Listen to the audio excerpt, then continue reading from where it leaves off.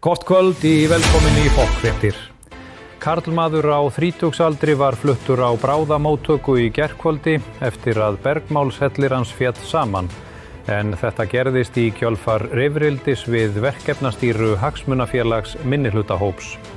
Að sögn læknis greindist hann með alvarlega forréttindablindu, auk mótþróa gegn samfélagsbreytingum og mannréttindum. Ung listakona hlaut 2 milljóna króna styrk frá menningarsjóði til að mylja niður gamla námslánsgreiðsluseðla og móta úr þeim höggmynd af sjálfri sér. Verkefnið heitir Ég reyndi og verður sett upp í anddyri Menntasjóðs námsmanna. Nýjar jarðsprungur uppgötvuðust á föstudaginn í Grindavík. Ríkisstjórnin hefur nú þegar gefið landeigendum styrki til uppbyggingar og leyfi til að skrá þær á Airbnb. Þær eru fullbókaðar út árið.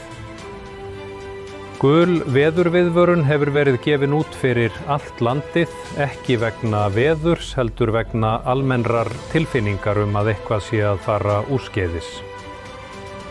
Á Suðurlandi má búast við að fólk brotni saman undir óútskýrðu skammdegisskýi.